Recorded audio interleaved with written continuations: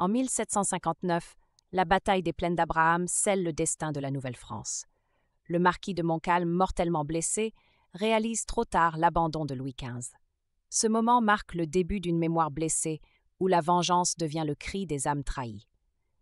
Le drapeau blanc, symbole de loyauté, flotte désormais sur un empire perdu. Au Mont-Saint-Michel, des moines copient fiévreusement les annales en 1887. Ces textes dénoncent les ennemis invisibles, franc-maçonnerie et modernité, qui menacent la foi. Chaque enluminure devient un acte de résistance, chaque prière à Saint-Michel une promesse de vengeance céleste contre ceux qui ont trahi la vraie France. L'armorial de Gesles, 1370, révèle un langage secret des symboles. Les lions héraldiques griffent les couronnes des rois trop faibles, les lits brisés pleurent les alliances trahies. Chaque blason est un défi lancé à travers les siècles, la mémoire des humiliations transformée en art de guerre. Dans les rouleaux chinois du XIXe siècle, les 10 rois des enfers punissent les parjures. Les âmes des traîtres subissent d'étranges théâtres rituels, miroirs de leurs crimes. Cette iconographie syncrétique montre comment toutes les cultures sanctifient la vengeance contre l'oubli.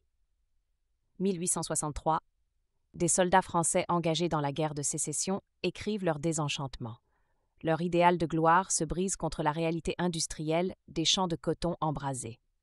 Leurs lettres révèlent une nouvelle forme de trahison, celle des illusions vendues par les nations. Québec, 1870.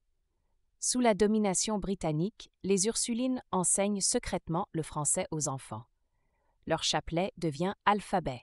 Chaque leçon, un acte de vengeance contre l'effacement culturel.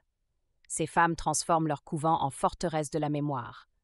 Dans les salons parisiens de 1890, des veuves pratiquent des séances spirites. Les tables tournantes deviennent tribunaux où les morts accusent les vivants. Cette vengeance posthume révèle une vérité troublante. Les trahisons ne meurent jamais, elles changent simplement de forme. 1944, Normandie. Un curé cache une épée bénite du temps de Montcalm dans les ruines de son église. Ce geste unit 2 siècles de résistance. L'arme spirituelle devient arme réelle. La vengeance sacrée survit même sous les bombes. Les archives du Mont-Saint-Michel brûlent en 1944. Mais les moines ont anticipé la trahison. Des copies sont enterrées dans les jardins. Ce paradoxe résume tout. La vengeance ultime contre l'oubli est de préserver ce que les autres veulent détruire. Aujourd'hui au Québec, des enfants redécouvrent le drapeau de Carillon lors d'une commémoration. Les fils d'or réparent les déchirures, la vengeance a cédé la place à la transmission. Les âmes trahies peuvent enfin se reposer, car leur cri a traversé les siècles.